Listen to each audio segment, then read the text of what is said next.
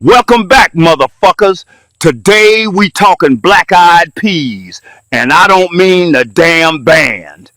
These peas came from Africa, brought here on slave ships, feeding our people through the hardest times, motherfucker.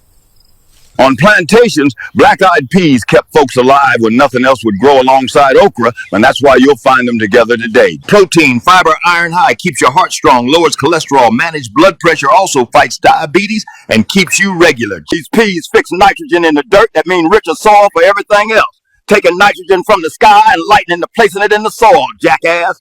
Plant them with corn, okra, cucumbers. Now they all thrive together like family, jackass. Even throw them next to your melons, but let them tendrils sprawl out first. From slavery days to New Year's Day, black-eyed peas always been tied to survival and luck if you into superstitions. Respect the pea, motherfucker.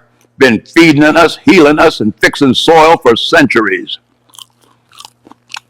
On December 19, 1852, Attorney Augustus Pemberton stood before the Henrico County Court and read aloud a will that would tear apart one of Virginia's most prominent families. The last testament of Violet Harrington, deceased just 3 days earlier at age 41, left her entire estate to a man named Daniel Freeman. The estate included Willowbrook Plantation, 3,200 acres of prime tobacco land, 117 enslaved people, the main house with all its contents, investments worth approximately $73,000, and various properties in Richmond. The total value exceeded $200,000, making it one of the largest estates in Virginia. Augustus Pemberton's voice remained steady as he read these provisions, but when he reached the final paragraph, his voice faltered. Daniel Freeman was not a distant relative or business associate. He was, until the moment of Violet Harrington's death, legally her property. An enslaved man who had served as her house steward for 12 years. The courtroom erupted. Violet's brother, Nathaniel Harrington II, lunged toward the attorney, screaming that the will was fraud. Violet's 2 adult children from her first marriage demanded the document be destroyed. 3 cousins who stood to inherit nothing began shouting about insanity and undue influence. But Augustus Pemberton had anticipated this reaction. He calmly produced a second document, a marriage certificate dated September 7, 1851, signed by Violet Harrington and Daniel Freeman, witnessed by a minister and 2 other parties, recorded in a courthouse in Pennsylvania where such marriages were legal. The courtroom fell silent. Then the chaos resumed, louder than before. Because if the marriage was legal, and if Virginia was forced to recognize it under federal comedy laws, then Daniel Freeman was not receiving an inheritance as a former slave. He was receiving it as Violet Harrington's legal husband. The case that followed would last 4 years, destroy 2 families, expose secrets that powerful people had spent decades hiding, and force Virginia courts to confront questions they desperately wanted to avoid. But the real story began 16 months earlier, in a library at Willowbrook Plantation, where a dying woman and the man she loved decided to take a gamble that would outlive them both. Before we continue with the story of Violet Harrington and Daniel Freeman, and the inheritance that shattered Virginia society, if this story intrigues you, make sure to subscribe to our channel and ring that notification bell so you never miss our deep dives into America's darkest historical mysteries. And please let us know in the comments what state or city you are listening from. We love hearing from our community of mystery enthusiasts around the world. Virginia in 1851 stood on the edge of catastrophe, though most white residents refused to acknowledge it. The state's economy depended entirely on enslaved labor. Its social structure was built on racial hierarchy. Its political power derived from the 3/5 compromise that counted enslaved people as partial persons for congressional representation while denying them any actual rights. Wealthy planters controlled state government, federal congressional seats, and most local offices. They lived in manor houses, sent their children to universities, and convinced themselves that the system they profited from was somehow natural, inevitable, and even benevolent. But cracks were showing. The abolitionist movement was growing in northern states. Enslaved people were escaping via the Underground Railroad in increasing numbers. Free black communities were expanding, demonstrating that former slaves could thrive when given opportunity. Some white Virginians, particularly in the western mountain counties, were questioning whether slavery was worth the moral and economic costs. And beneath the surface, in kitchens and quarters and whispered conversations, enslaved people were planning, organizing, and waiting for the moment when the system would finally break. Willowbrook Plantation sat in Henrico County, just outside Richmond. The property had been in the Harrington family since 1768, passed down through 4 generations. The main house was Georgian colonial style, brick with white columns, built in 1792. Behind it stretched fields of tobacco, the cash crop that had built the Harrington fortune. Further back were the quarters where 117 enslaved people lived, worked, and tried to maintain their humanity in a system designed to destroy it. Violet Harrington had been born Violet Ashmore in 1811. Her father owned a shipping company in Richmond. Her mother came from a tobacco plantation family in Louisa County. Violet received the education expected of wealthy Virginia girls: music, French, literature, dancing, and the social graces required to marry well. She was considered exceptionally intelligent, which her tutors treated as a problem to be managed rather than a gift to be cultivated. Intelligent women made poor wives, they believed. They asked too many questions. They had opinions on subjects best left to men. They made their husbands uncomfortable. At 19, Violet married Preston Harrington, heir to Willowbrook Plantation. Preston was 28, handsome in a conventional way, educated at the College of William and Mary, and utterly unremarkable in every aspect, except his family's wealth. The marriage was arranged by their parents, a strategic alliance between shipping money and plantation land. Violet and Preston barely knew each other before the wedding. They learned to tolerate each other afterward. The marriage produced 2 children, Randolph, born in 1831, and Lydia, born in 1833. Preston treated fatherhood as a duty discharged. He provided for his children materially but showed little interest in them as people. He spent most of his time managing plantation business, drinking with other planters, and visiting Richmond, where he maintained a mistress that everyone knew about but no one acknowledged. Violet threw herself into managing the household and, increasingly, into reading. The Willowbrook Library contained over 3,000 volumes, collected by generations of Harringtons. Violet read voraciously: history, philosophy, political economy, natural science. She educated herself far beyond what her tutors had provided, developing opinions and perspectives that she learned to keep hidden from her husband and his associates. In 1843, Preston died suddenly at age 41, a riding accident officially. His horse threw him during a hunt, breaking his neck. Some whispered that Preston had been drunk, that the accident was really suicide, that gambling debts or other problems had driven him to it. But officially it was a tragic accident, and Violet became a widow at 32 with 2 children and a massive plantation to manage. Under Virginia law, Violet did not automatically inherit Preston's estate. The property should have passed to Randolph, the eldest son, with Violet receiving a widow's portion and serving as guardian until Randolph reached majority. But Preston's will, written just months before his death, for reasons he never explained, left everything to Violet with full control. Randolph and Lydia would inherit when Violet died, but until then she had complete authority over Willowbrook Plantation and all its assets. The male relatives were furious. Preston's brother Nathaniel particularly resented a woman controlling such wealth. He challenged the will, claiming Preston had been mentally incompetent when he wrote it. The legal battle lasted 2 years and cost thousands in attorney fees. Violet won, but the victory made her enemies within her own family. From 1845 to 1851, Violet ran Willowbrook with surprising competence. She hired capable overseers, made shrewd business decisions, and proved that a woman could manage a large plantation as effectively as any man. She also gained a reputation for being less brutal than most planters.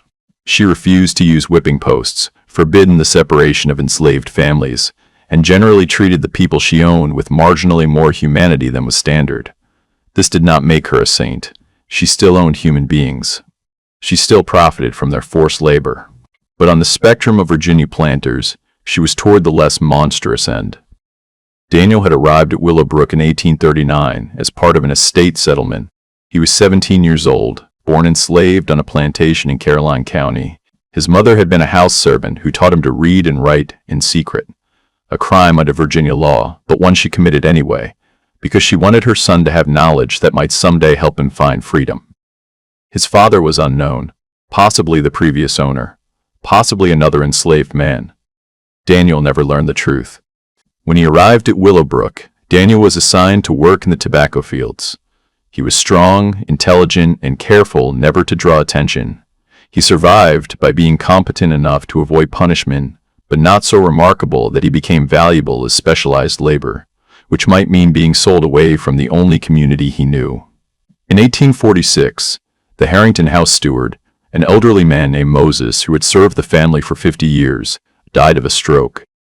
Violet needed someone to manage the household staff, coordinate daily operations, and serve as the face of enslaved labor to the white family and their guests.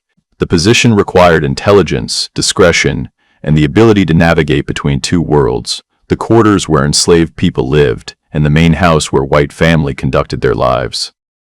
The overseer suggested Daniel. He had noticed that Daniel could read and write, that he had a careful mind and diplomatic temperament. Violet interviewed Daniel personally, something unusual enough that it caused comment among the household staff. She asked him about his skills, his background, his thoughts on how the household could be managed more efficiently. Daniel answered carefully, demonstrating competence without seeming threatening, showing intelligence without appearing presumptuous. Violet hired him as house steward, effective immediately. The position came with slightly better living quarters, better food, freedom from field labor, and authority over the 23 enslaved people who worked in and around the main house. It also came with constant proximity to Violet herself, to her children, and to the daily intimacy of household life. For the first 3 years, the relationship remained purely professional. Daniel managed household operations with quiet efficiency. Violet dealt with him as she would any competent employee, giving instructions, receiving reports, rarely engaging beyond what was necessary. But they existed in the same spaces for hours each day. The library where Violet spent her afternoons reading. The dining room where Daniel supervised service. The front parlor where Violet received guests and Daniel managed refreshments. Proximity created familiarity, familiarity created conversation, and conversation created something neither of them intended. It began with books. Violet noticed Daniel looking at titles on the library shelves when he thought no one was watching. She mentioned one day that if he wanted to read something, he should feel free to borrow books. Daniel looked at her with surprise and suspicion, wondering if this was a test, a trap to catch him violating laws against enslaved literacy. "I know you can read," Violet said quietly. "Moses told me before he died. He said you were the smartest person on this plantation and that intelligence was dangerous only if unused. I would rather you used it." Daniel borrowed a book on Roman history, returned it 3 days later, having clearly read it thoroughly, borrowed another on natural philosophy, then political economy. Violet began leaving specific books out, curious what he would think of them. They began having brief conversations about what he was reading. Daniel was careful at first, offering only safe observations, avoiding anything that might sound like criticism of slavery or Virginia society. But Violet pressed him. What did he think of Montesquieu's arguments about climate and culture? How did he interpret Adam Smith's theories about labor and capital? Did he agree with Jefferson's writings on natural rights? And if so, how did he reconcile them with Jefferson's slaveholding? These were dangerous conversations. Every word could be used against Daniel if Violet chose to. But she seemed genuinely interested in his thoughts, treating him more like an intellectual companion than property.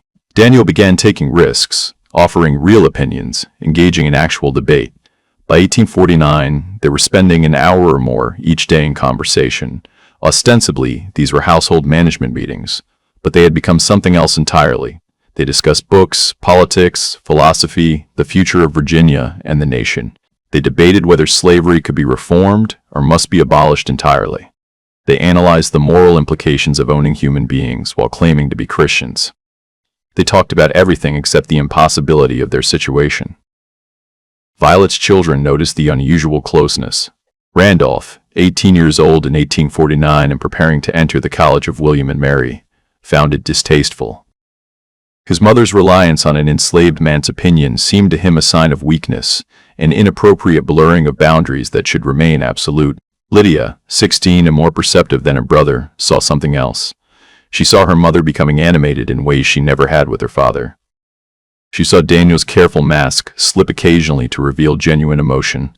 She understood that something was developing that society would never tolerate.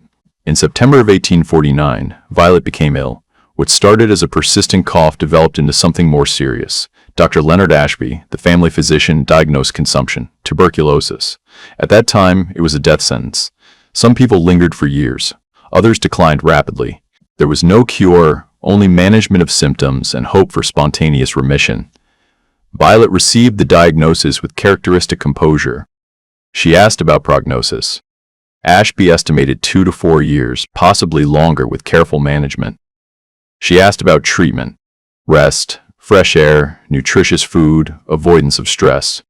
She nodded and thanked him for his honesty. That night, alone in the library with Daniel during what had become their usual evening conversation, Violet spoke about her diagnosis for the first time.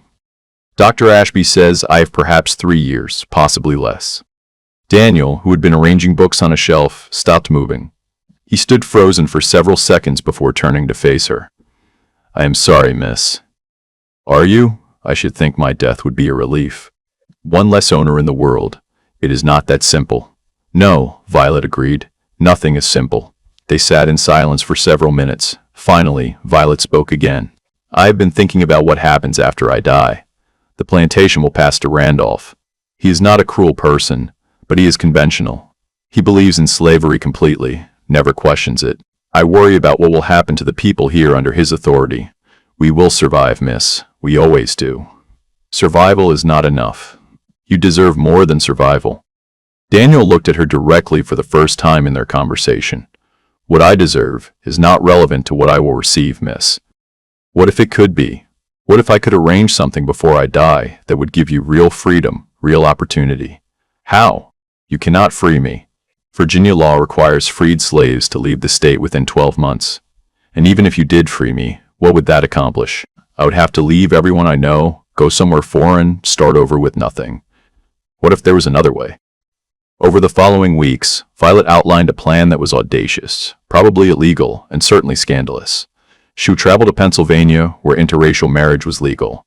Daniel would travel separately to avoid suspicion. They would marry there legally. Violet would then write a will leaving everything to her husband, Daniel Freeman, the surname she would help him choose. When she died, if the marriage and will were both legally valid, Daniel would inherit the entire Willowbrook estate. Daniel's first response was to think Violet had lost her mind. The plan had so many ways to fail. Virginia might refuse to recognize a Pennsylvania marriage, especially one between races. The family would certainly challenge the will. The courts might rule the marriage invalid on grounds of her enslavement of him making consent impossible. Even if everything worked legally, Daniel would be inheriting a plantation full of enslaved people, making him a slaveholder, the very thing he despised. But Violet had thought through these objections. The marriage would be legally valid in Pennsylvania. Federal comedy laws required states to recognize marriages performed illegally in other states, even if those marriages could not be performed locally. Virginia courts would have to recognize the marriage.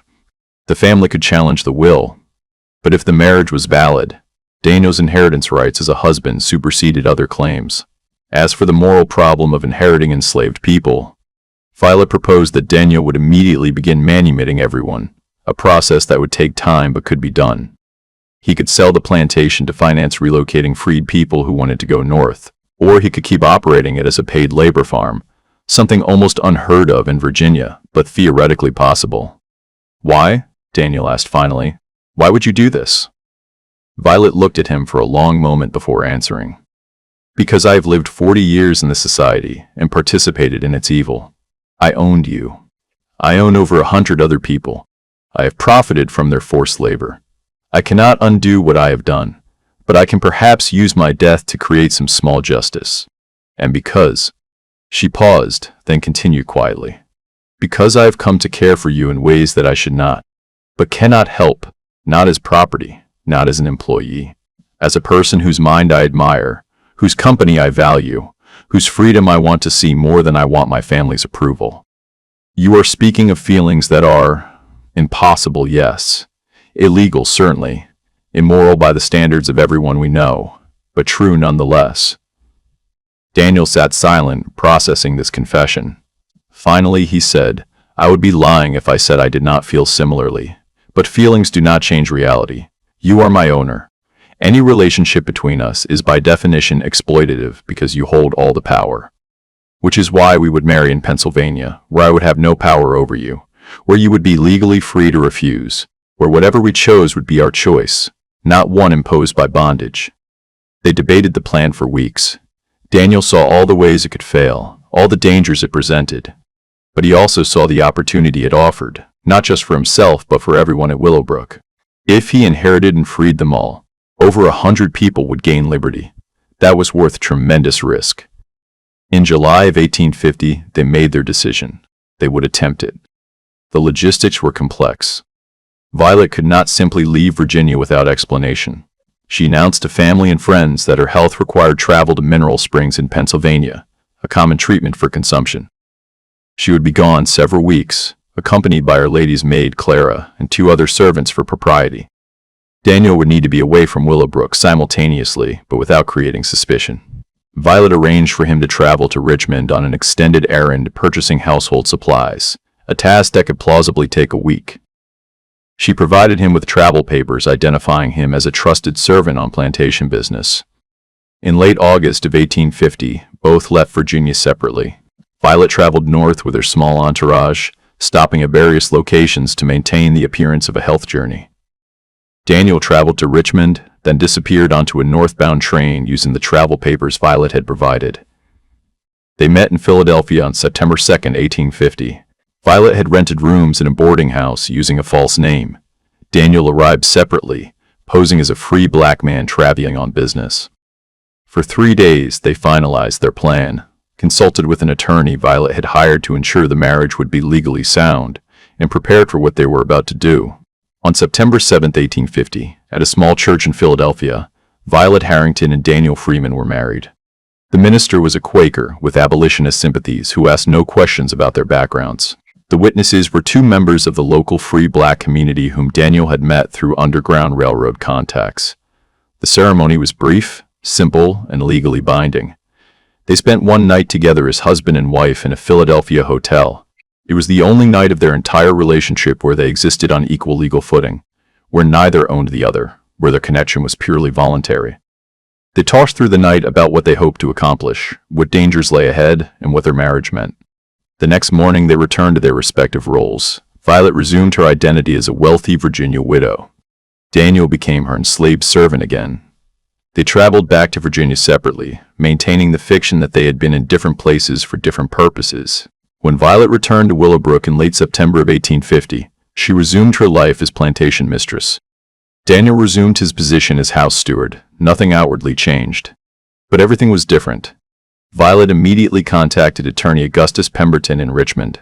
Pemberton was known for discretion and for being willing to handle unusual cases. Violet explained what she needed: a will that would transfer her entire estate to Daniel Freeman. Not to my servant Daniel, but to my husband Daniel Freeman, with the marriage certificate as supporting documentation. Pemberton was shocked, but professional. He advised Violet that such a will would certainly be challenged, that Virginia courts might find ways to void it, that her family would never accept it. Violet acknowledged all of this and instructed him to write the will anyway. The will was completed and signed on November 12, 1850. Violet placed it with Pemberton for safekeeping, along with a sealed envelope containing the marriage certificate and a letter explaining her intentions. Pemberton was instructed to open the envelope only upon Violet's death, and to execute the will exactly as written regardless of family opposition. For the next year, Violet and Daniel lived in an impossible situation. They were legally married but could not acknowledge it. They cared for each other but could not show it publicly. They planned for a future they would never share, knowing that Violet's death would be the moment when Daniel finally gained the freedom and resources he needed to help others. Violet's health declined slowly through 1850 and into 1851. The consumption worsened gradually. Some days she felt well enough to manage plantation business. Other days she was confined to bed, coughing blood, struggling to breathe. Dr. Ashby visited regularly, providing laudanum for pain and sympathy for suffering he could not cure. Daniel cared for Violet throughout her illness, with devotion that household staff noticed and found touching, though they misinterpreted its source. They thought he was simply a loyal servant attending his dying mistress. They did not know he was a husband caring for his wife. In October of 1851, Violet called her children to her bedside. Randolph was 20 years old, in his final year at college. Lydia was 18, being courted by several suitable young men. Violet told them about the will she had written. She did not mention Daniel as beneficiary, instead saying vaguely that she had made provisions she believed were right and that they should trust her judgment. Randolph was immediately suspicious. What provisions? Who inherits? You will learn when I die. Until then, it is my business to manage as I see fit. The plantation should come to me. I am the eldest son. Father intended. Your father left everything to me. I will dispose of it as I choose. The conversation ended badly, with Randolph storming out and Lydia looking worried. After they left, Daniel helped Violet back to bed. She was exhausted by the confrontation, struggling to breathe. They are going to hate you when they learn the truth, Violet said quietly. They already hate me. I am property to them. This will simply give them different reasons for the same hatred. I wish we had more time. We have the time we have. It is more than most enslaved people ever get with the people they love. It was the first time either had used the word love directly. Violet took Daniel's hand, squeezing it weakly. I do love you. I need you to know that. This is not just about justice, or redistribution, or striking against slavery. Those things are true, but they are not the whole truth. I love you, and I wish we lived in a world where that was possible without all this deception. I love you too, Daniel said quietly. And when you are gone, I will do everything we planned. I will free everyone here. I will use what you have given me to strike against this system in every way I can. Your death will mean freedom for over 100 people. That is what our love created. Violet died on December 16, 1852, at 9 in the morning. Daniel was with her, holding her hand, whispering that she had done something good, that she would be remembered not for the evil she had participated in, but for what she tried to make right at the end. She died peacefully, a small mercy. The household went into formal mourning. Messages were sent to family members. Funeral arrangements were made. And attorney Augustus Pemberton was notified to begin executing the will. Pemberton arrived at Willowbrook on December 18th with the sealed documents. He met with Randolph, Lydia, and other family members in the library.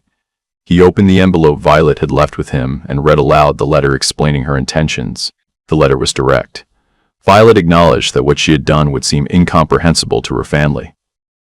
She explained that she had married Daniel Freeman in Pennsylvania in 1851, that the marriage was legally valid, and that she had left everything to her husband, as was her right under law. She asked her children to understand that she had done this not to hurt them, but to try to create some justice from the wealth her family had accumulated through slavery. She hoped they would not fight it, but she acknowledged they probably would. After reading the letter, Pemberton read the will. Then he presented the marriage certificate, properly registered in Pennsylvania, bearing Violet's signature, and Daniel's, witnessed and legally recorded. The room erupted exactly as expected. Randolph screamed that it was impossible, illegal, a fraud. Lydia sat stunned, trying to process what she had heard. Nathaniel Harrington, Violet's brother-in-law, threatened to kill Daniel immediately. Other relatives demanded the documents be destroyed. Pemberton remained calm. He was a lawyer, comfortable with conflict. He explained that the marriage was legally valid under Pennsylvania law and that Virginia was required to recognize it under federal comity principles. He explained that as Violet's legal husband, Daniel had superior inheritance rights to any other claimant. He explained that challenging the will would require proving either that the marriage was invalid or that Violet had been mentally incompetent, neither of which could be proven. He was her property, Nathaniel shouted. She owned him. A marriage cannot be valid when one party owns the other. The marriage was performed in Pennsylvania, where Mr. Freeman was legally free the moment he entered the state. Mrs. Harrington had no legal power over him there. The marriage was between two free individuals, both capable of consent. She was insane. Consumption affects the mind. She was not competent to make these decisions. Dr. Ashby examined her regularly until her death. His records show no evidence of mental incapacity. She was physically ill, but mentally sound. The arguments continued for hours. But Pemberton had prepared well. Every legal challenge had a counter. Every objection had an answer. The will would stand unless a court ruled otherwise. Daniel stood silently through all of this, watching wealthy white people argue about whether he had the right to inherit from his wife. Several times, family members addressed him directly with threats or insults. He responded to none of them, maintaining the dignity that had kept him alive through years of bondage. Finally, Pemberton announced that as executor of the estate, he was legally required to transfer all property to Daniel Freeman, effective immediately. The family could file legal challenges, but until a court ruled otherwise, Daniel was the legal owner of Willowbrook Plantation and all its assets. Including the slaves, Randolph asked with vicious sarcasm. Is he their master now? Under current law, yes. All enslaved people at Willowbrook are now the property of Mr. Freeman. The implications of this were almost funny if they were not so horrifying. Daniel, who had been enslaved property 3 days earlier, now legally owned over 100 people. He had gone from the bottom of Virginia's racial hierarchy to a position of substantial property ownership in 72 hours. But the situation was more complex than simple property transfer. The enslaved people at Willowbrook knew something extraordinary had happened. News had spread through the quarters about Mrs. Violet's will, about Daniel somehow inheriting. They did not yet know the full story, but they knew their world had changed in ways both hopeful and terrifying. On December 19th, Daniel called a meeting of all enslaved people at Willowbrook. They gathered in the largest barn on a cold winter evening, worried about what this new master would demand of them. Daniel stood before them and told them everything. He told them about his marriage to Violet, about the plan to use her death to create freedom, about his intention to begin manumitting everyone as quickly as Virginia law allowed, about his plan to sell the plantation to wealthy abolitionists and use the proceeds to help freed people relocate north or establish themselves as free citizens in Virginia if they chose to stay. The response was stunned, silence, then questions, then cautious hope. Clara, who had served as Violet's maid and had traveled with her to Pennsylvania, confirmed the story. She had been one of the marriage witnesses. She had kept the secret for over a year. Several older enslaved people who had known Daniel since he arrived at Willowbrook spoke up, vouching for his character, saying they believed he would do what he promised. But there was also fear. The Harrington family would fight this. Virginia courts might void the will. Even if Daniel won legally, powerful white people might simply kill him and claim he had died in an accident. Freedom was being offered, but it might be snatched away before anyone could claim it. Daniel acknowledged these fears. He told them he could promise nothing except that he would fight with everything he had to make good on what Violet had tried to give them. That the next months and possibly years would be uncertain, that they would have to trust him and work together to resist the forces that would try to restore the old order. The meeting ended with tentative solidarity. Daniel was not yet trusted completely, but he was no longer seen as just another owner. He was something unprecedented, a bridge between enslaved and free, using the master's own tools to dismantle the system. The legal battle began on December 23, 1852, when Nathaniel Harrington filed a challenge to Violet's will in Henrico County Court. He made 3 arguments. First, that the marriage was invalid because it violated Virginia's anti-miscegenation laws regardless of where it was performed. Second, that Violet had been mentally incompetent due to her illness. And third, that Daniel had exercised undue influence over Violet to fraudulently obtain the marriage and inheritance. Augustus Pemberton filed responses denying all 3 claims. The marriage was valid under Pennsylvania law and must be recognized by Virginia. Violet had been mentally competent, as proven by Dr. Ashby's records and multiple witnesses. Undue influence was impossible to prove and required evidence of coercion, which did not exist. The case became a sensation. Newspapers across Virginia covered it extensively. Some described it as a tragic case of a dying woman deceived by a clever slave. Others framed it as evidence that slavery was corrupting white moral character. A few abolitionist papers celebrated it as a brilliant strike against the slave system from within. The trial began on February 14, 1853, in Richmond. Judge Thomas Crawford presided, a conservative jurist known for strict adherence to legal precedent. The courtroom was packed with spectators, journalists, and members of Virginia's planter class who saw the case as a threat to their entire way of life. Nathaniel's attorney, Benjamin Wickham, was one of Virginia's most prominent lawyers. His strategy was to prove that Violet had been manipulated by Daniel over years of inappropriate intimacy, that her illness had weakened her mental capacity, and that the marriage was a fraud designed to steal the Harrington estate. Wickham called multiple witnesses. Family members testified about Violet's increasingly strange behavior in her final years. Neighbors described seeing Daniel in the library with Violet for hours at a time, suggesting inappropriate familiarity. Dr. Ashby was pressured to testify about whether consumption could affect mental function, though he carefully stated that Violet had shown no signs of cognitive impairment. The most dramatic testimony came from Randolph Harrington. He described his mother's declining health, her withdrawal from social obligations, her increasing reliance on Daniel. He painted a picture of a vulnerable woman manipulated by a cunning slave who recognized an opportunity for wealth and freedom. "She was dying," Randolph said, his voice thick with emotion.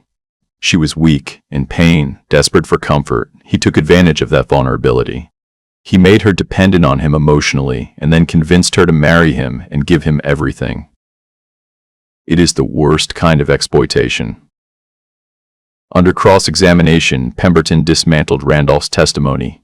He established that Randolph had been away at college during most of the period he was testifying about, that he had minimal contact with his mother in her final years, that his description of her mental state contradicted Dr. Ashby's medical records, that his primary concern seemed to be his lost inheritance rather than his mother's well-being. Pemberton also presented his own witnesses. Clara testified about traveling with Violet to Pennsylvania and witnessing the marriage. She described Violet as fully in control of her faculties, making clear decisions, understanding exactly what she was doing. "Mrs. Violet was the strongest woman I ever knew," Clara said. "Even dying, she was stronger than most healthy folk. She knew what she wanted, and she made it happen. Was not nobody manipulating her. She manipulated all of us." The minister who performed the marriage traveled from Philadelphia to testify. He described his conversation with Violet before the ceremony, her clear articulation of her intentions, her understanding of the legal and social implications. He stated unequivocally that she was a willing participant, acting with full mental capacity. But the most powerful testimony came from Daniel himself. Pemberton called him to the stand on February 23, 1853. It was extraordinary for an enslaved person to testify in a Virginia court, even one who was technically free under the disputed will. The courtroom was silent as Daniel took the oath. Pemberton led Daniel through his history, his birth in Caroline County, his arrival at Willowbrook, his relationship with Violet over 12 years. Daniel spoke carefully, knowing every word could be used to justify voiding the will. He described how Violet had encouraged him to read, had engaged him in intellectual conversation, had treated him with respect, unusual for an enslaved person. He acknowledged that their relationship had deepened over years, that feelings had developed that neither intended. He explained that the marriage had been Violet's idea, that she had planned it, that he had initially resisted because he saw all the ways it could fail. "Why did you finally agree?" Pemberton asked. "Because she offered me the possibility of freedom, not just for myself but for everyone at Willowbrook. Because she was dying and wanted to use her death to create something good from the evil she had participated in, and because I loved her." The courtroom reacted loudly to this admission. Judge Crawford called for order. When silence returned, Pemberton continued. "Did you manipulate her? Did you take advantage of her illness?" "No, sir. Mrs. Violet was the strongest person I ever knew. She made all the decisions. I followed her lead. If anyone was manipulated, it was me. Manipulated into hoping that freedom was possible, that this system could be fought from within." Wickham's cross-examination was brutal. He attacked Daniel's character, his intelligence, his presumption in thinking he could marry a white woman. He suggested Daniel had deliberately seduced Violet, had created emotional dependence, had exploited her physical weakness. Daniel responded to each attack with quiet dignity. Yes, he had encouraged Violet's dependence on his company, but she had encouraged his dependence equally. Yes, he had participated in planning the marriage, but only after Violet insisted repeatedly. Yes, he stood to gain tremendously from her death, but so did her legitimate heirs, and no one questioned their love for her. The trial lasted 3 weeks. Both sides presented extensive evidence and arguments. The legal questions were genuinely complex. Did federal comity require Virginia to recognize an interracial marriage performed legally in Pennsylvania? Could such a marriage be valid if one party had previously owned the other? Did Violet have the legal right to leave her estate to anyone she chose, even if that choice violated social norms? Judge Crawford took 2 weeks to render his decision. On March 21, 1853, he read his ruling in a crowded courtroom. He found that the marriage was legally valid under Pennsylvania law, that Virginia was required to recognize it under federal comity principles, that Violet had been mentally competent when she wrote her will and married Daniel, that there was insufficient evidence of undue influence or fraud. Therefore, the will would stand. Daniel Freeman was the legal owner of Willowbrook Plantation and all its assets. The Harrington family's challenge was denied. The courtroom erupted. Nathaniel Harrington screamed that justice had been perverted. Randolph stormed out, vowing to appeal to the Virginia Supreme Court. Other family members wept or raged, but Judge Crawford had made his ruling, and legally it stood. Daniel sat quietly through the chaos, processing that he had actually won, that Violet's plan had worked, that he now owned a plantation and over 100 enslaved people, and had the legal authority to begin freeing them all. The Harrington family did appeal to the Virginia Supreme Court. The appeal was heard in July of 1853. The higher court affirmed Judge Crawford's ruling in December of 1853, finding no legal error in his decision. The marriage was valid. The will would stand. Daniel Freeman was the legal owner of Willowbrook Plantation. But winning the legal battle did not end the war. The Harrington family began a campaign of social and economic pressure designed to force Daniel to give up the property. They convinced other planters not to do business with him. They spread rumors that he had murdered Violet. They suggested to enslaved people at Willowbrook that Daniel's promises of freedom were lies designed to keep them compliant. More dangerously, there were threats of violence. Daniel received multiple warnings that he would be killed if he did not leave Virginia. Several times, armed men appeared at Willowbrook at night, apparently intending to attack. Daniel organized defense with freedmen from the property, creating patrols and watch systems. Despite these challenges, Daniel began the process of manumission. Virginia law required that freed slaves leave the state within 12 months, unless they received special permission to remain. Daniel began filing manumission papers for individuals and families, coordinating with Underground Railroad networks to help those who wanted to go north, and petitioning the legislature for permission for those who wanted to stay. The process was slow and expensive. Each manumission required legal documentation, fees, and often bribes to officials who resented a black man controlling such wealth. But Daniel persisted. By the end of 1854, he had freed 37 people. By the end of 1855, another 41 were free. He was methodically dismantling the slave labor force that had built Willowbrook's wealth. He also began recruiting paid laborers to work the tobacco fields. Free black people, poor whites, immigrants willing to work for wages rather than submit to slavery. It was not easy. Most workers were suspicious of a black landowner. Many quit when they encountered hostility from neighboring planters. But Daniel gradually built a workforce that allowed him to keep operating the plantation while continuing manumissions. In 1856, Daniel sold half the plantation land to a group of Pennsylvania Quakers who wanted to establish a free black farming community in Virginia. The sale brought $60,000, which Daniel used to fund continued manumissions and to purchase property in Ohio, where freed Willowbrook residents could relocate and establish farms. The Virginia planter class watched all of this with horror. Daniel was demonstrating that enslaved labor was not economically necessary, that free black people could farm successfully, that the entire system could be dismantled if people chose to do so. He represented an existential threat to their society, and they wanted him destroyed. In 1857, the Virginia legislature passed a law specifically targeting Daniel's situation. The law stated that no person who had been enslaved in Virginia could own slaves in Virginia, even if they had been freed. Any property ownership that included enslaved people must be sold within 6 months, with proceeds going to the estate of the former owner's heirs. The law was clearly unconstitutional and clearly aimed at Daniel alone. Pemberton filed immediate legal challenges, but the law created uncertainty that slowed Daniel's manumission efforts. Some free people chose to leave immediately rather than risk being re-enslaved if the law stood. Others stayed, trusting Daniel to fight it. The legal battle over the law went to federal court, where judges ruled in 1858 that Virginia could not retroactively void property transfers or target specific individuals with punitive legislation. The law was struck down, but the damage was done. Daniel had lost a year, had seen his community scattered, had spent tens of thousands of dollars on legal defense. By 1859, Daniel had freed 93 of the original 117 enslaved people. The remaining 24 were in process, awaiting paperwork or choosing to stay voluntarily as paid workers until they decided where to go. Willowbrook Plantation was transforming. The remaining operation was smaller, based on paid labor, producing modest profits that Daniel used to support freed people and fund abolitionist causes. The main house, where Daniel now lived, had become a station on the Underground Railroad, hiding fugitives and helping them reach northern states. Daniel himself had become a symbol. Abolitionists celebrated him as proof that enslaved people could thrive when given opportunity. Slaveholders despised him as a dangerous example of what would happen if their system was challenged. He received invitations to speak in northern cities, which he declined, believing his presence in Virginia was more important.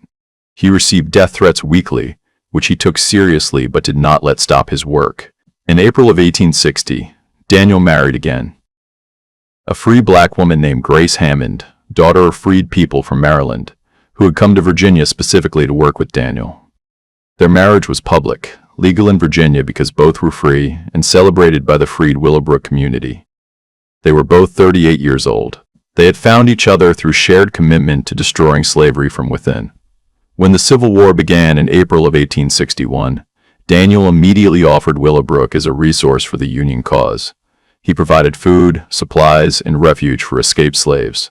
He recruited freed men to serve as scouts and guides for Union forces. When the war finally ended in April of 1865, with slavery abolished throughout the nation, Daniel had already freed everyone at Willowbrook. His work simply continued under a new legal framework. In 1868, Randolph Harrington, who had never accepted the loss of his family's plantation, made one final attempt to reclaim Willowbrook. He sued Daniel, claiming that even though the original will stood, Daniel should be required to compensate the heirs for the property value they had lost. The suit was dismissed immediately. The war had changed everything. Virginia courts were now under Reconstruction authority.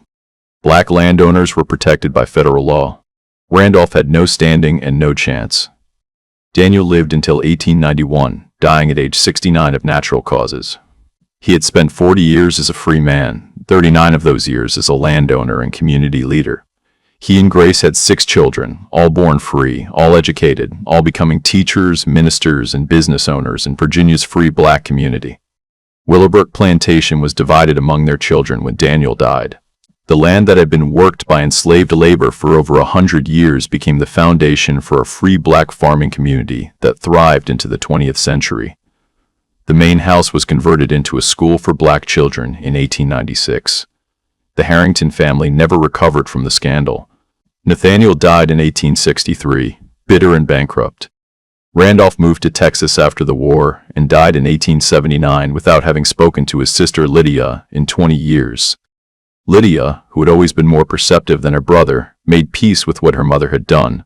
She visited Willowbrook once in 1870, meeting Daniel, seeing what the plantation had become.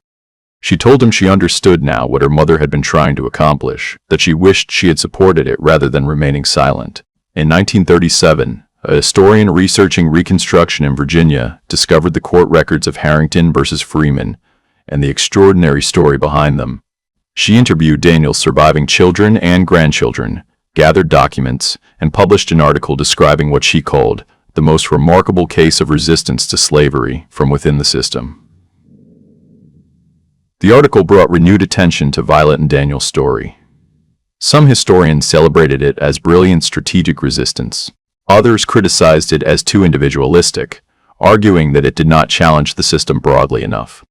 Some questioned whether a relationship between an enslaved person and their owner could ever be truly consensual, regardless of later marriage. These debates continued through the 20th century and into the 21st. The story raises uncomfortable questions about power, consent, resistance, and the moral compromises required to survive in evil systems. There are no simple answers. What is clear is that Violet Harrington and Daniel Freeman took extraordinary risks to create something unprecedented. That their marriage, however complicated its origins, resulted in freedom for over 100 people. That Daniel used inherited wealth to establish a thriving free black community in Virginia. that their story challenges simplistic narratives about slavery, race, and resistance. The Willowbrook School, established in the former plantation house, operated until 1968, when integration led to consolidation with other schools. The building was demolished in 1975. Some of the plantation land remains in the hands of Daniel's descendants. Other portions were sold over the years. Nothing visible remains of the quarters where enslaved people lived, or the fields they worked. But the story persists. Passed down through generations of Daniel's descendants, documented in court records, studied by historians. A reminder that even in the most oppressive systems, people found ways to resist. That love could exist in impossible circumstances. That the powerful sometimes chose justice over maintaining their power. And that one woman's death created freedom for many people's lives. This mystery shows us that inheritance is not just about property, but about legacy. That resistance to slavery took many forms, some conventional and some unprecedented. That relationships between enslaved and free people were more complex than simple oppression and submission. And that documents sealed for a century sometimes reveal stories that challenge everything we thought we knew about how change happens. What do you think of this story? Do you believe Violet and Daniel's relationship could have been genuinely consensual given the power dynamics? Do you think Daniel's inheritance and use of it justified the means by which he obtained it? Do you think Violet deserves credit for trying to make amends for slaveholding, or criticism for having participated in it for so long? Leave your comment below and let us know your thoughts about this complex chapter in Virginia history. If you enjoyed this tale and want more dark historical mysteries like this, subscribe to Whispers and Frames. Hit the notification bell so you never miss a story, and share this video with someone who loves mysteries that explore the complicated intersections of love, power, justice, and resistance in America's past. Remember, the truth is often more complex than it first appears, and history holds stories that defy our expectations about what was possible, even in the darkest times. See you in the next video.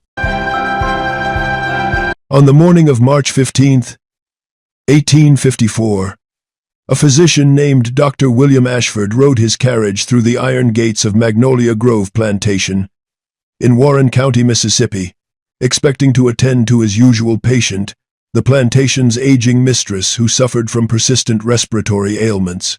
What he encountered instead would become the most perplexing medical case of his 30-year career. One that he would document in private journals never intended for publication. One that would haunt his professional reputation and challenge everything he believed about the limitations of the human body. The morning fog had not yet lifted from the bottomlands along the Yazoo River when Dr. Ashford's carriage turned onto the oak-lined drive that led to Magnolia Grove's main house. Spanish moss hung from the ancient trees like tattered shrouds, filtering the pale morning light into something gray and uncertain. The air carried the heavy sweetness of early spring in Mississippi. Magnolia blossoms, mixing with the darker scent of turned earth from fields being prepared for cotton planting. Dr. Ashford had traveled this road hundreds of times over the years, attending to the various ailments of the Wade family and occasionally to injured or seriously ill, enslaved workers whose value justified medical intervention. He knew every curve, every gate, every landmark between his practice in Vicksburg and this prosperous plantation that represented everything the antebellum South aspired to become. Nothing about the morning suggested that he was riding toward an encounter that would overturn his understanding of human biology. Nothing prepared him for the impossibility he would witness before the day was through. The summons had been urgent, delivered by a young enslaved boy who had ridden 3 miles through the pre-dawn darkness with nothing but a scrawled note from the plantation's overseer. The note contained only 7 words that made no medical sense. Old Hattie having birth pains. Come quick. Dr. Ashford had initially assumed the message contained an error. Perhaps the overseer meant to write that old Hattie was attending a birth, as she had served as the plantation's midwife for decades. But when he arrived at Magnolia Grove and was led not to the main house, but to the slave quarters behind the kitchen garden, he found a scene that defied explanation. Hattie Crawford lay on a narrow wooden bed in a cabin she had occupied for nearly 60 years. Her face was deeply lined, her hair completely white, her hands gnarled with arthritis, but her belly, exposed as two younger enslaved women attempted to ease her obvious discomfort, showed the unmistakable distension of advanced pregnancy. Dr. Ashford stood in the doorway for nearly a full minute, unable to reconcile what his eyes were showing him with what his medical training insisted was impossible. The cabin itself bore witness to a lifetime of captivity.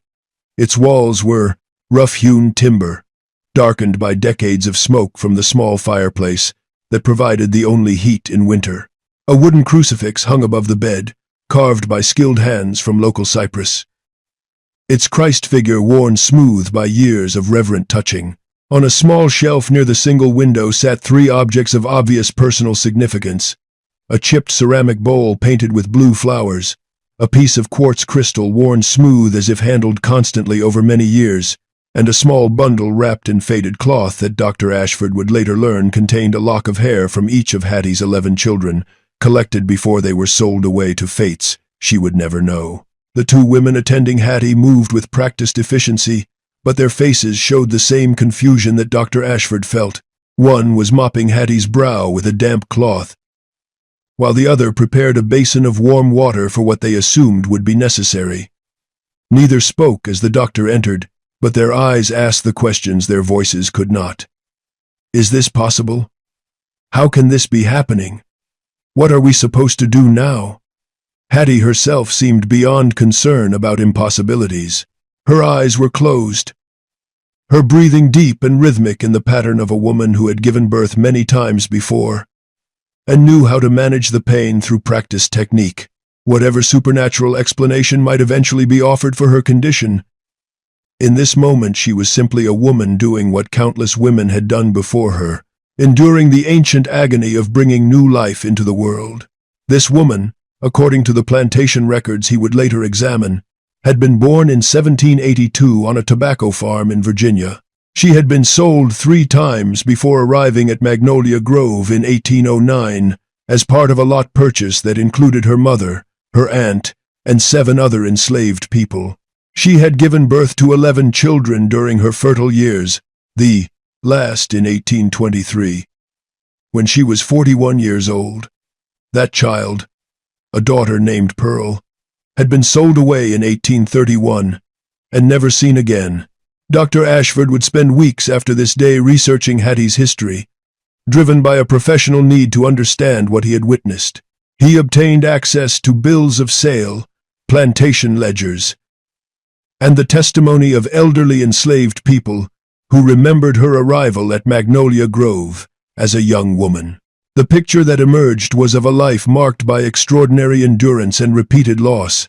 Hattie's mother, a woman named Clara, had been born in Africa, captured as a young girl, and transported across the Atlantic in conditions that killed half of those who made the crossing with her.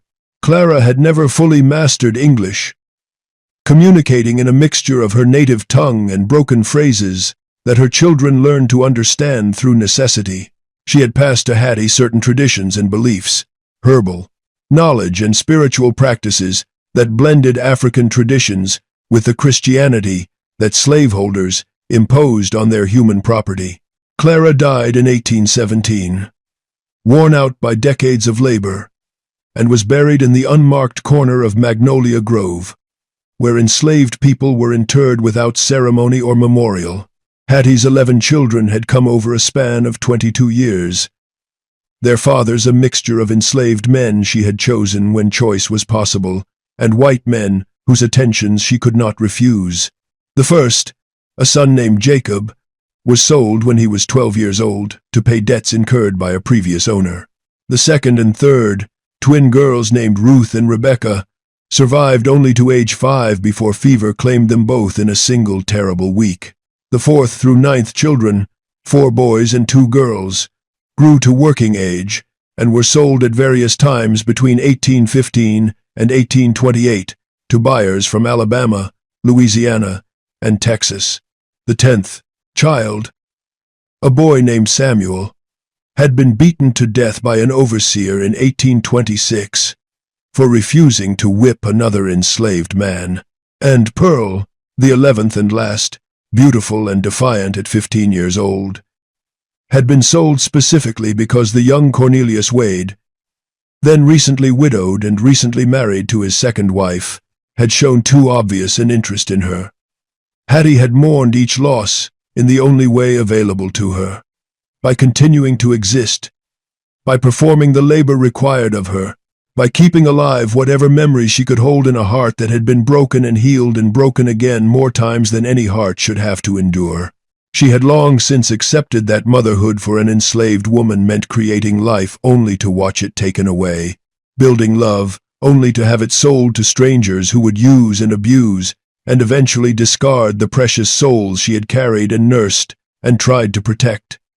Now, 31 years after her last pregnancy, at an age when most women had been past childbearing for a quarter century, Hattie Crawford was in active labor, and the child she carried, as Dr. Ashford would eventually confirm through careful examination and the testimony of witnesses he interviewed in the weeks that followed, belonged to the man who owned her, 68-year-old Cornelius Wade, the patriarch of Magnolia Grove, and one of the wealthiest planters in Warren County.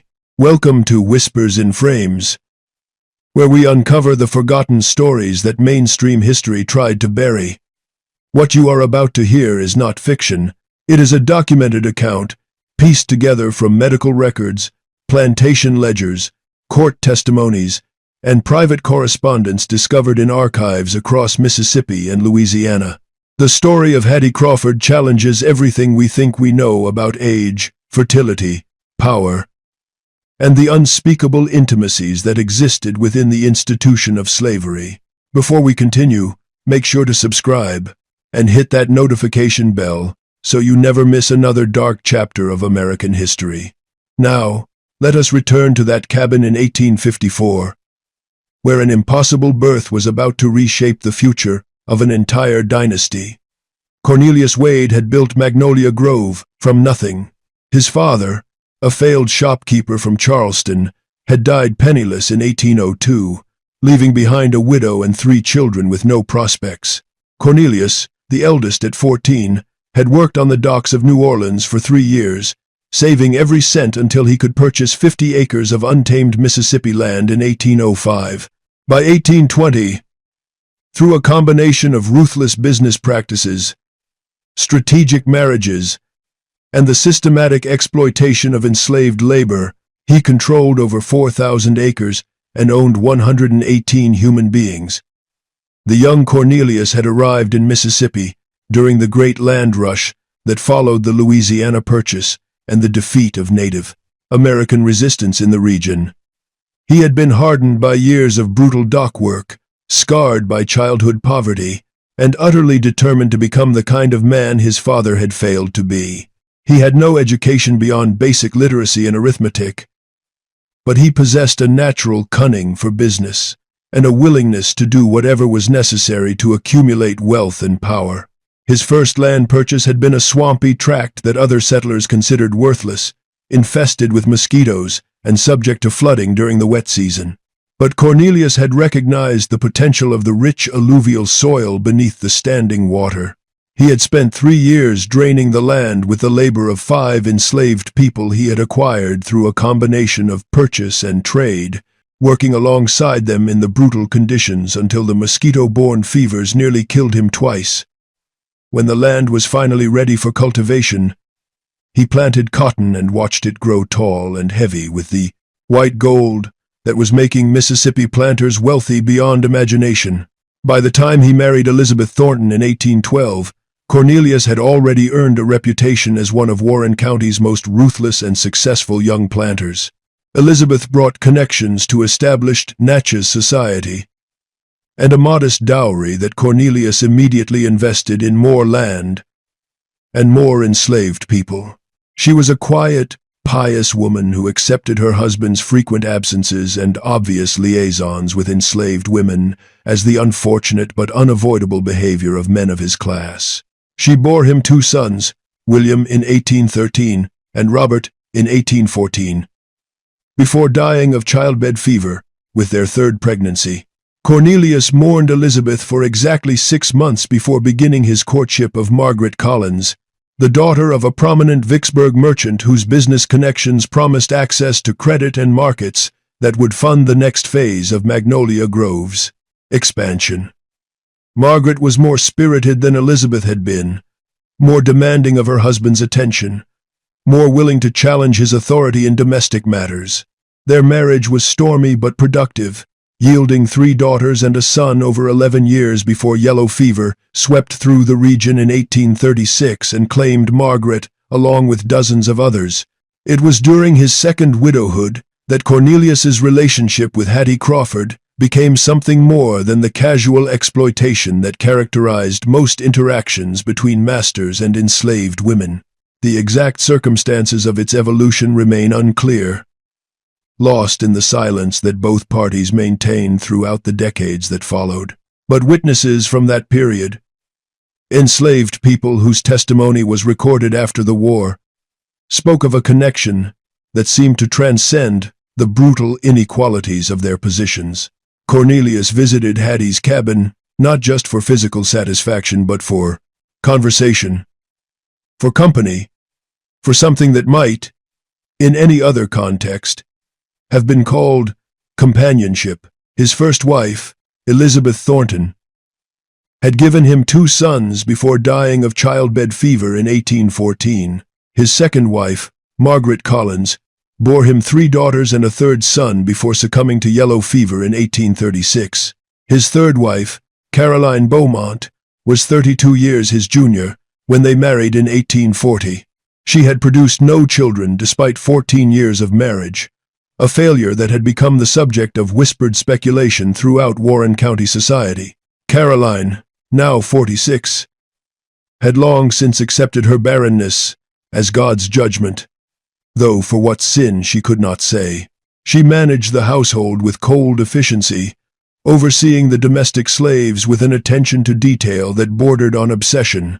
She attended church every Sunday, hosted the proper social gatherings, and maintained the appearance of a respectable planter's wife.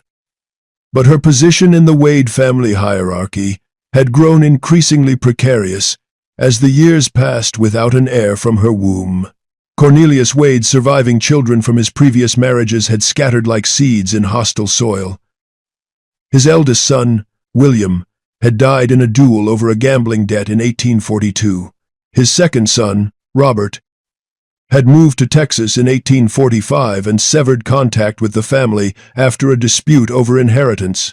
His 3 daughters had all married and moved away, their loyalties now belonging to their husbands' families. His youngest son, Thomas, had drowned in the Mississippi River in 1851 at the age of 23, leaving Cornelius without a male heir to inherit Magnolia Grove. This was the situation that existed when Dr. Ashford entered Hattie Crawford's cabin on that March morning. The plantation's future hung in legal uncertainty. Cornelius Wade's health was failing, his heart weakened by decades of excess, his mind occasionally wandering into confusion. His wife controlled much of the daily operations but had no legal claim to the property. His surviving daughters were already maneuvering through their husbands to claim portions of the estate.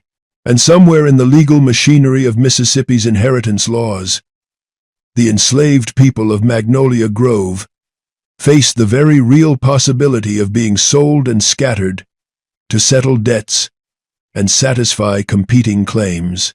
But now, in this cramped cabin that smelled of wood smoke and sweat and the iron tang of approaching birth, everything was about to change.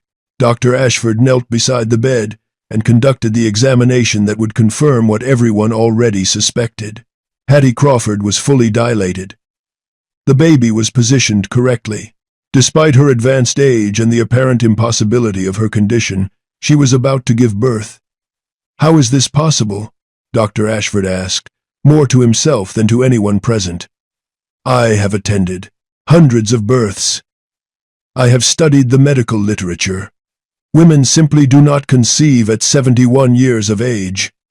It defies natural law."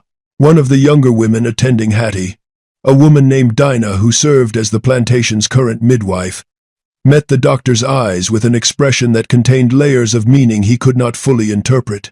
"Lots of things happen on this plantation that defy natural law," doctor. Some things, best not to question too deeply. The labor continued for 7 more hours. Dr. Ashford, despite his initial shock, performed his professional duties with the competence that had made him the most sought-after physician in Warren County. He monitored Hattie's vital signs, which remained surprisingly stable despite her age.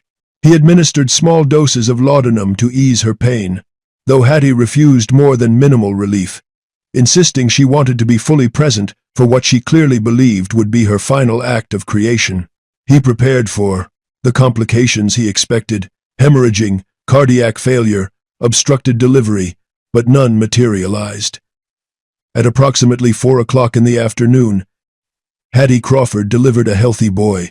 The child weighed 7 pounds and 3 ounces, cried lustily when Dr. Ashford cleared his airways, and showed no signs of the defects or weaknesses that might be expected from such an elderly mother. His skin was considerably lighter than Hattie's, his features a blend of African and European characteristics that left no doubt about his mixed parentage. His eyes, when they opened, were the same pale blue that had marked every Wade male for 3 generations. Dr. Ashford held the infant in trembling hands, overwhelmed by the magnitude of what had just occurred. In his decades of medical practice, he had attended births in circumstances ranging from elegant bedrooms in Natchez mansions to crude cabins on the frontier, where women labored alone except for whatever help neighbors could provide.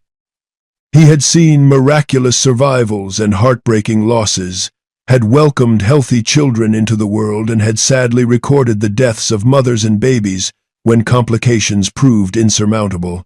But he had never witnessed anything like this.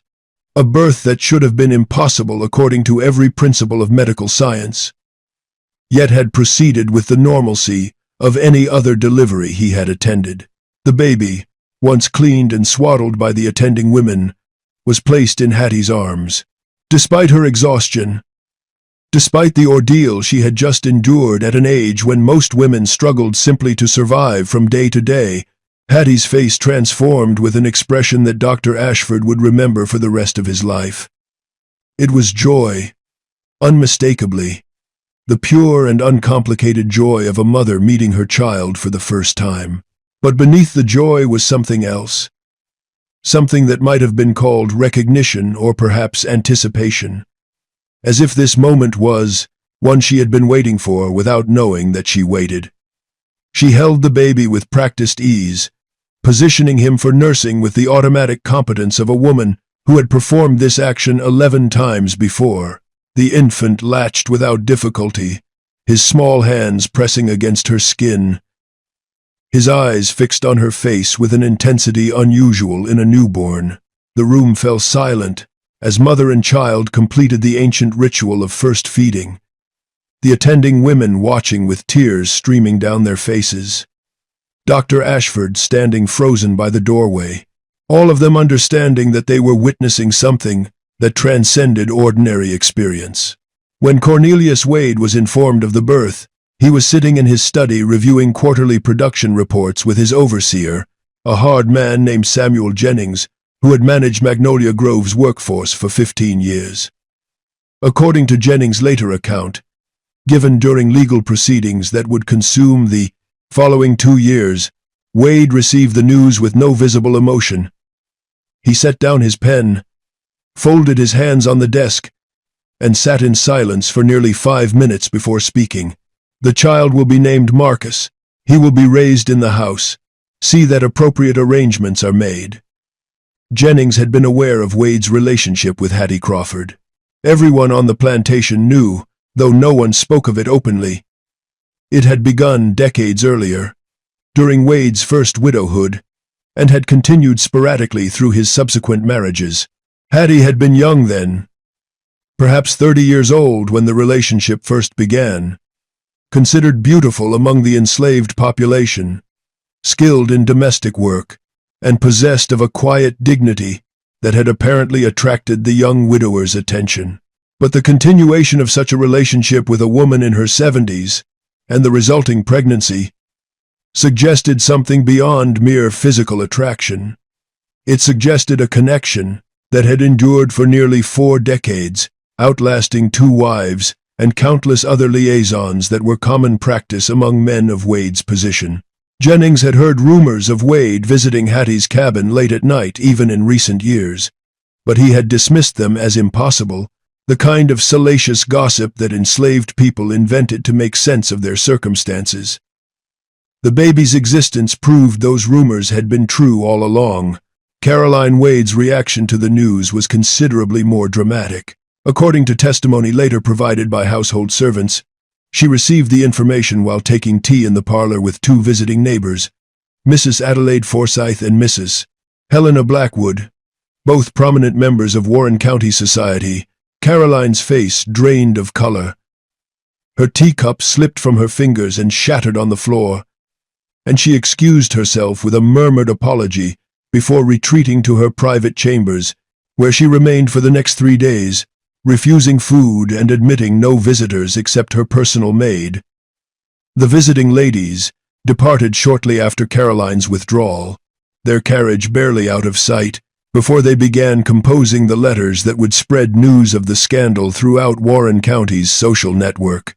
By the following morning, every respectable household within 20 miles knew that Cornelius Wade had fathered a child with a 72-year-old slave, a fact so extraordinary that many initially dismissed it as malicious gossip before the details were confirmed by multiple sources. Caroline herself spent those 3 days in a state of barely controlled rage. The servants who occasionally glimpsed her through briefly open doors reported that she alternated between periods of furious pacing and utter stillness, between fits of weeping and extended silences during which she sat motionless before her writing desk, covering page after page with correspondence that she sealed with her personal cipher. Her personal maid, a young enslaved woman named Sarah who had served Caroline since childhood, later testified that her mistress's mood during those days was the darkest she had ever witnessed, a cold fury that seemed to fill the room with its presence. What she did during those 3 days would not become clear until later, but it involved extensive letter writing to her husband's surviving daughters and their husbands, consultations with a lawyer from Vicksburg who arrived by private carriage on the 2nd day, and careful examination of every legal document she could access in the plantation's records room. Caroline Wade was not a woman who accepted defeat gracefully, and she immediately recognized the threat that this child posed to whatever inheritance she might claim when her husband died. The lawyer, a man named Beauregard Sinclair, who specialized in estate matters and had represented several prominent families in contentious inheritance disputes, spent 6 hours closeted with Caroline in the plantation's study. The enslaved house servants who brought refreshments during this meeting heard fragments of conversation that suggested Caroline was exploring every possible avenue for protecting her interests. They heard legal terms they did not understand, discussions of precedent and statute, references to cases from other states where similar situations had arisen. They heard Caroline's voice, normally controlled and modulated, rising occasionally in frustration or emphasis, and they heard Sinclair's measured responses, the careful language of a man who was being paid handsomely to find solutions to problems that ordinary law could not easily address. The first week following the birth established patterns that would persist throughout the strange months that followed. Hattie was moved from her cabin to a small room adjacent to the kitchen in the main house, ostensibly so that the baby could be closer to wet nurses among the household slaves, but actually so that Cornelius could visit more easily without crossing the grounds to the slave quarters. The child thrived under the care of multiple women who attended him in shifts, growing visibly stronger each day, despite the seemingly impossible circumstances of his conception and birth. Dr. Ashford visited daily for the first 2 weeks, documenting Hattie's recovery with meticulous attention to detail. His medical journals from this period, discovered among his papers after his death in 1873, reveal a physician struggling to reconcile his observations with his training. Her constitution is remarkable for any woman, let alone one of her advanced years, he wrote on March 22nd. The birth produced none of the complications I anticipated. Her uterus has contracted normally. Her bleeding ceased within expected parameters. Her strength returns daily. I find myself questioning whether the age recorded in plantation documents might be an error, but multiple sources confirm she was indeed born in 1782. I am witnessing something that should not be medically possible, yet the evidence is undeniable. The enslaved community at Magnolia Grove received the news of Hattie's child with a complex mixture of emotions that outsiders would have struggled to understand. On one level, the birth represented yet another violation, another instance of their master exercising power over a woman's body, another mixed-race child whose existence testified to the intimate brutalities of the system that imprisoned them all. Many of the older enslaved people remembered Hattie's previous children, remembered watching them grow and then disappear, sold away when they became old enough to be valuable, their fates unknown, their mother's grief absorbed into the endless work that filled every day. The quarters buzzed with whispered conversations in the days following the birth. In the kitchen where house servants prepared meals, in the fields where cotton workers took their brief rest breaks, in the cabins where families gathered after the day's labor was complete, people spoke in low voices about what had happened and what it might mean. Some conversations were purely practical, speculating about how the baby's presence might affect the plantation's operations, whether the master's attention would be distracted from the normal demands of management, whether Caroline Wade's obvious fury might lead to punishments that fell on the enslaved population as displaced anger often did. Other conversations ventured into territory that was more dangerous to discuss openly. Some of the younger enslaved people, those who had not yet had their spirits entirely crushed by the system, wondered aloud whether Marcus's existence might somehow become a weapon against the family that owned them all. If Cornelius acknowledged this child, if he attempted to provide for him, the resulting family conflict might create opportunities that could be exploited. Division among the masters had sometimes led to improved conditions for the enslaved, or at least to the distraction that made small rebellions possible. But there was also something else in their reaction, something that might be called awe, or perhaps a form of hope. Hattie had survived. She had endured 60 years of bondage on this plantation, had outlived two of the mistresses who had held power over her daily existence, had reached an age that few enslaved people ever saw, and now, at the end of her life, she had produced one more child. Some saw this as a final act of defiance, a demonstration that the essential creative power of life could not be fully controlled even by the most comprehensive system of domination. Others interpreted it through religious frameworks, seeing divine intervention or perhaps judgment in such an unusual birth. Among the women of the quarters, the birth sparked discussions about the mysterious workings of the body, about herbs and practices that were said to affect fertility, about old stories passed down from African ancestors that spoke of women who conceived children at impossible ages as signs of spiritual favor or prophetic significance. These conversations happened in spaces where no white person would overhear, in the late evening hours when the cabins became havens of relative privacy, in the fields where the rhythm of work provided cover for whispered exchanges. The knowledge being shared was older than slavery itself, carried across the ocean in the memories of captured women who had refused to let the Middle Passage erase everything they knew about life and death and the powers that moved between them. An elderly man named Solomon, who worked in the stables and was known among the enslaved community as a keeper of oral traditions and spiritual wisdom, offered his interpretation during a gathering in the quarters on the Sunday following the birth. "God done sent a sign," he said to the assembled group. "Old Hattie been serving this family since before most of us was born. She done gave them 11 children already. 11 souls pulled from her body and sold away like so much livestock. And now, at the end of her days, she give them one more. But this one different. This one gonna live in the big house. This one gonna have that Wade blood showing plain in his face.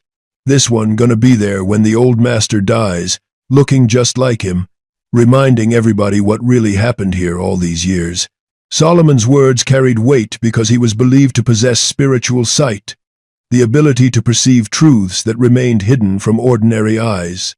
People came to him with dreams they needed interpreted, with questions about the future they were afraid to ask anyone else, with problems that seemed to have no solutions in the material world. His pronouncement about Marcus was taken as prophecy by many who heard it, a prediction that this child would somehow disrupt the established order, even if no one could say exactly how. Others were more skeptical. A woman named Martha, who worked in the weaving house and was known for her practical wisdom and sharp tongue, offered a different perspective. "That baby gonna be sold just like all the rest," she said to a group of younger women who had gathered around her workstation. "Master Wade might think he feels something special right now, but feelings don't change laws and they don't change what white folks believe about us. That boy got Wade eyes, but he got Hattie's blood too. And blood is what matters in this world. When the old man dies, Miss Caroline gonna sell that baby so fast his head spin. Mark my words." Both perspectives would prove partially correct in the months and years that followed. Marcus would indeed become a focal point for conflict within the Wade family, and the legal system would indeed prove resistant to Cornelius's attempts to change his son's status. But neither Solomon nor Martha could have predicted the specific twists and turns that fate had in store for the infant whose birth had disrupted the uneasy equilibrium of Magnolia Grove. The legal implications of Marcus's birth became apparent within weeks. Under Mississippi law in 1854, the child of an enslaved woman was automatically enslaved, regardless of the father's identity. This was the principle of partus sequitur ventrem, established in colonial Virginia and adopted throughout the slave-holding states, which ensured that the children of enslaved mothers would add to their owners' human property, regardless of paternity. Marcus, despite his Wade blood, was legally Cornelius Wade's property, not his heir. But Cornelius Wade had other ideas. In late April, he summoned his lawyer, a man named Theodore Carlyle from Vicksburg, to Magnolia Grove for an extended consultation. The purpose, which would become clear in the documents Carlyle later filed with the Warren County Court, was to explore every legal mechanism by which Marcus might be freed and legitimized.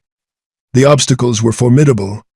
Mississippi law prohibited the freeing of enslaved people, except by specific legislative act,